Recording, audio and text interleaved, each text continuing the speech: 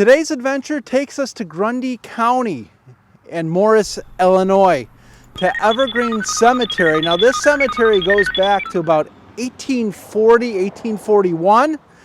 It has about 7,000 graves, still an active cemetery. Many historical figures from Grundy County are buried here, and a Pottawatomie Indian Chief is also buried here.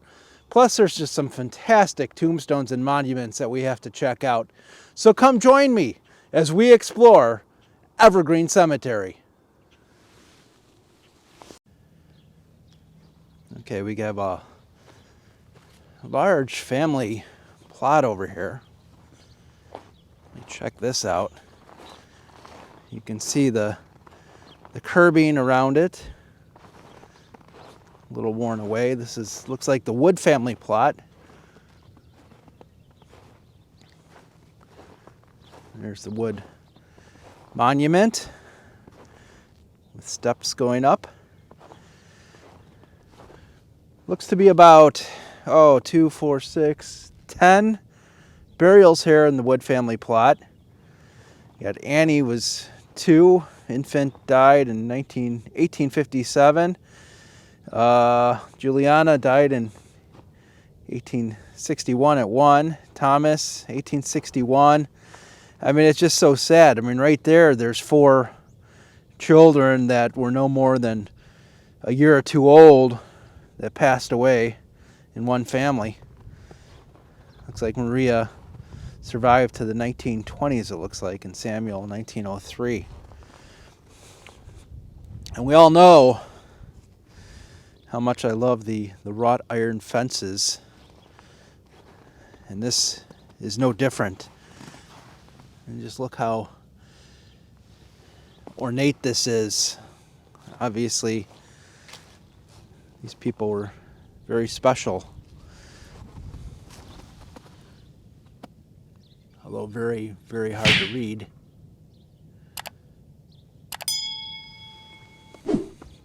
And these tombstones are under the snow. And I'm just going to leave them like that for now.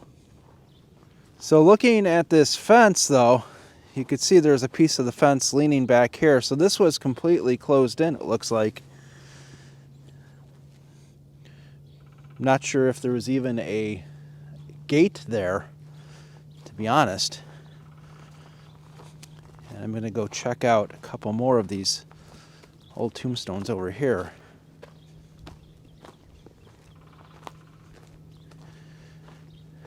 It's another nice old one.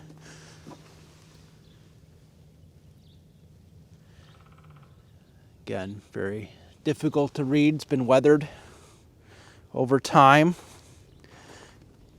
Got Amina Smith there. Yeah, these are just very difficult to read. Over 7,000 graves in this cemetery. I mean, just amazing. And then this small one here, I assume that's an infant, as it looks like a lamb on it. And then there's appears to be a baby bear that's frozen to the ground. Stuffed bear. This is the area where they have the fallen soldiers. Now, as I always say, every cemetery I go into that is a pioneer cemetery that is started in the 1830s or 1840s has Civil War soldiers, and this is no different. I mean, there's obviously I can't read all of these, or this video will be an hour long, but that's just great. There's in the middle we see the flag, and then these Civil War tombstones in a circular pattern surrounding the flag. It's a very nice memorial here to the fallen soldiers. We even have one here from Ohio. Got one here from New York. So these are not just Illinois, these are from different states as well.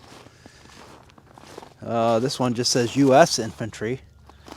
And then we have one here that says Indiana.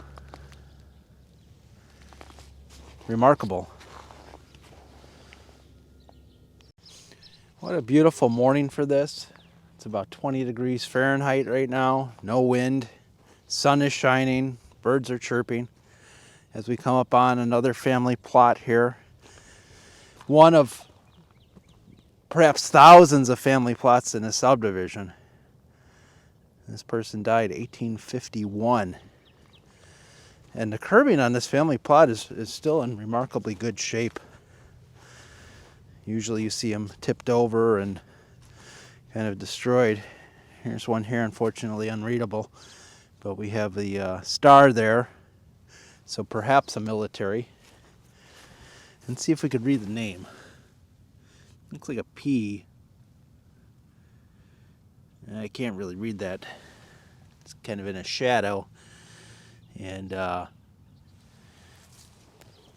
in very good shape. Still snow on the ground. Still winter. But a beautiful winter day. Beautiful obelisk there.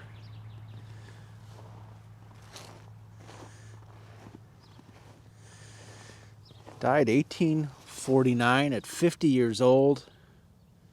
Margaret. It's incredible. That's incredible that tombstone's been sitting there for, that much time. It's just incredible.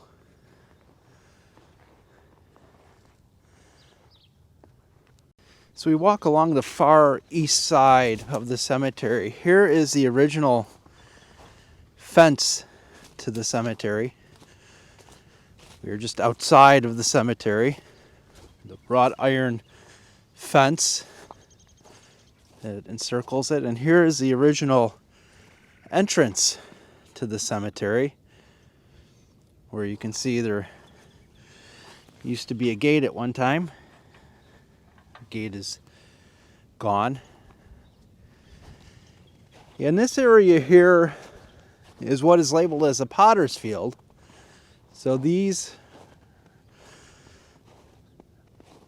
are graves of people who were unfortunately too poor to have any markers. But this isn't just an empty field. This is part of the graveyard, or the cemetery, I should say, since it's technically not a graveyard.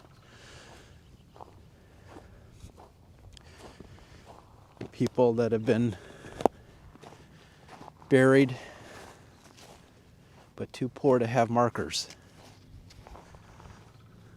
As I'm walking here through the potter's field, I notice there is some kind of structure here. It looks like a column, top to a column.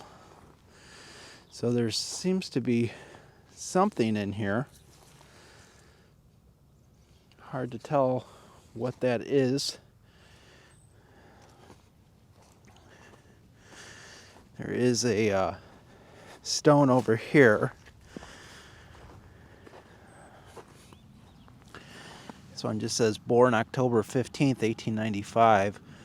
Died July 11th, 1896. Alone but not forgotten. It's the inscription. At least that young child was able to have something. And here's a homemade one. Looks like Clara somebody. So a couple of these Potterfield graves do have some markings. Odin Hansen, that looks like. But aside from a few tombstones there's it's just nothing but field. So here's one of the markers I was looking for. Chief Chabonnet. Now, Chief Chabonnet was a Pottawatomie Indian Chief. Here's his marker here. Born 1775. Originally, he fought in the War of 1812 against the United States, realized that the white man was too powerful and became allies with him. He decided to stay in this area even after his tribe was driven west, became friends with the white man, and said to be about 84 years old when he died. And you can see here, you have the chief, his wife. This is, I believe, his second wife. And then some of his children on here. And a nice large stone marker for him here, 1775 to 1859.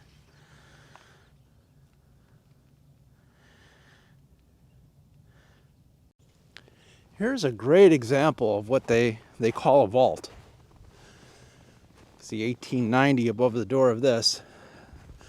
So this is a place where they would keep the bodies of the deceased in the wintertime because the ground was frozen. They were unable to dig at that time with hand tools. The ground was too hard. And they would keep them in a building this building, and it would keep them cool and frozen, and it would keep them protected from animals and others. You can see the vents there at the top, because I'm sure at some point the bodies would start to thaw and decompose and vent the gases that build up as a byproduct of decomposition. What a great structure, though. I mean, it's still well intact. I really like that. Great example of a vault. I saw this tombstone. Harry Parker, son, 9 months, but James Parker here. I see the Mason symbol and symbol for, I believe that's a military symbol, as I see the flag. 72 years old, and Sarah, his wife. And that says perpetual care underneath there.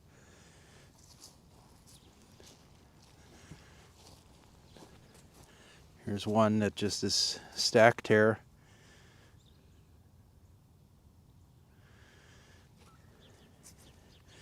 And we do have a military Civil War tombstone here. That's not in the military section. James Parker, thank you, sir, for your service. And I wanted to check out this tombstone over here. I could just go on and on in the cemetery. Maggie and Allie. But what I liked about this tombstone was the cross at the top here. It's in the shape of like 2 wood logs that are crossed. Stanberry is the name. Really excellent.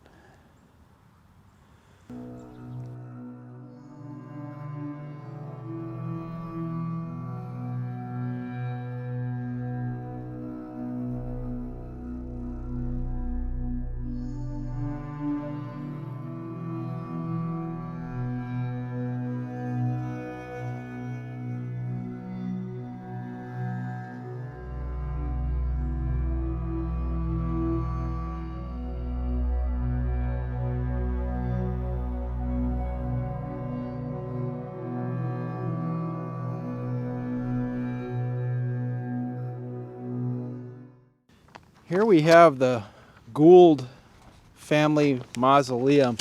What a beautiful mausoleum. Look at this. Look at that statue up there. Wow. That is just stunning. Gould above the door. Yes, this is a very large mausoleum. And yes, these people were well known in the Morris area. As a matter of fact, Hiram Gould. He came to Morris in about 1848. He entered into a partnership with his brother Charlie and opened a bank and began a real estate business. In 1867, he sold his interest to his brother Charlie, and he started a drug business, not like a cartel, but actual prescription drugs. He was a city alderman and 3-time county superintendent of schools. What a fantastic mausoleum. And then his brother Charlie was no slouch. He came to Morris in 1845, just 3 years before his brother. In 1847, he erected the first warehouse and first store in Morris, Illinois. And here's the Gould Monument. So they have a mausoleum and a monument. And he was quite the prominent real estate broker in the area. I guess in northern Illinois. He was very well known for his real estate transactions. And he became the president of Grundy County Bank in 1871, and that bank to this day still exists. So there you go. And we have some markers under here. I don't know if these are Gould family or not, but unfortunately they're under ice and snow, so it's hard to see those. But what remarkable history and remarkable family and mausoleum here. I mean, that is just beautiful. Wow.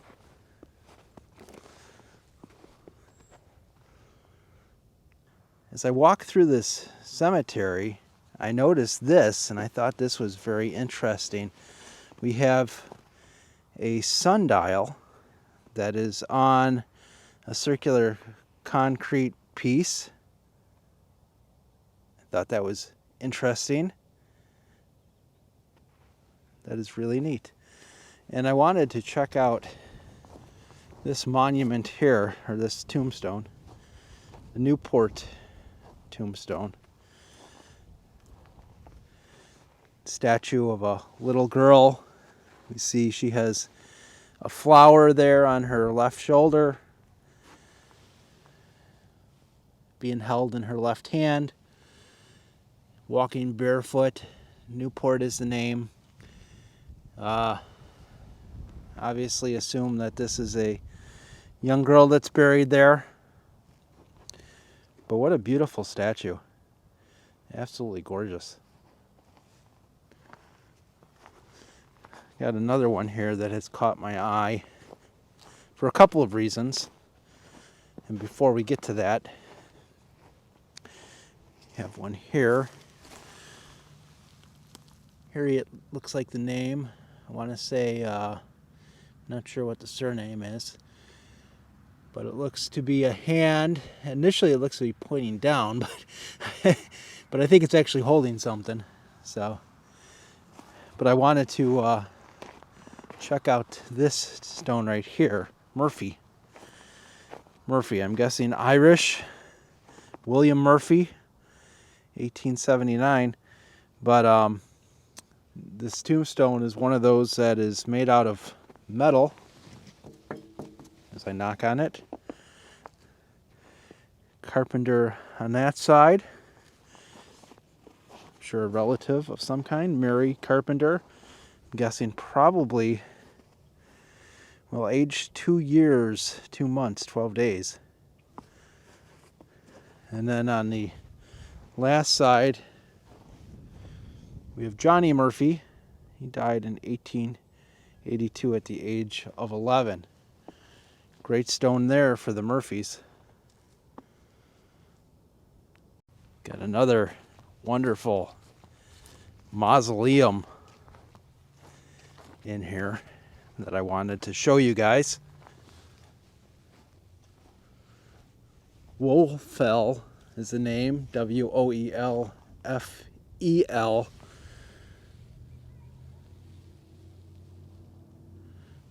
Beautiful mausoleum.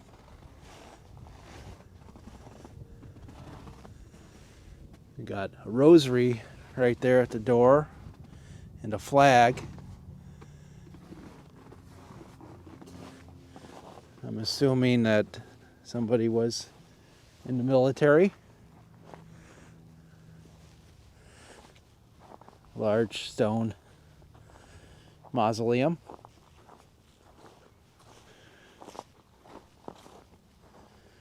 Just wonderful. We even have a window in the back with stained glass.